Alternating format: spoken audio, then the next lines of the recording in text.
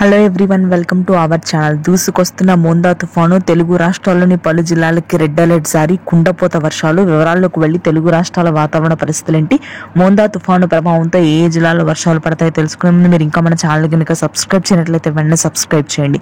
ముఖ్యంగా మధ్యాంధ్ర అదేవిధంగా రాయలసీమ వ్యాప్తంగా అతి భారీ వర్షపాతం నమోదు కానుంది. దీంతో ప్రభుత్వం రెడ్ అలర్ట్ ని ప్రకటించింది.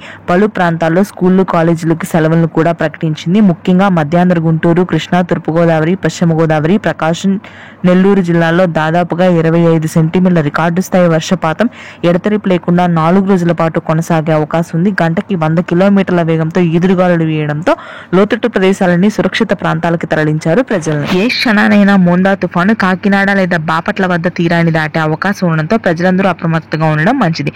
ఇక పశ్చిమ తెలంగాణ వ్యాప్తంగా కూడా భారీ వర్షాలున్నాయి. ఖమ్మం, భద్రాద్రి కొత్తగూడెం, మేడ్చల్, మంచిర్యాల, రాజన్న సిరిసిల్ల, మహబూబ్ నగర్ ప్రాంతాల్లో అతి భారీ వర్షపాతం నమోదవుతుంది. ఇక పశ్చిమ తెలంగాణ అదేవిధంగా మధ్య తెలంగాణ, హైదరాబాద్ నగర వ్యాప్తంగా కూడా పలు భాగాల్లో భారీ వర్షపాతం నమోదు కాగా శ్రీకాకుళం, విజయనగరం, విశాఖపట్నం ప్రాంతాల్లో తేలికపాటి జల్లుంటే రాయలసీమ జిల్లాలో రెడ్ అలర్ట్ ని ప్రకటించింది వాతావరణ కేంద్రం. నెల్లూరుకి ఆనుకున్నటువంటి కడప, చిత్తూరు, అనంతపురం వ్యాప్తంగా అతి భారీ వర్షాలు ఉంటాయి. Thank you.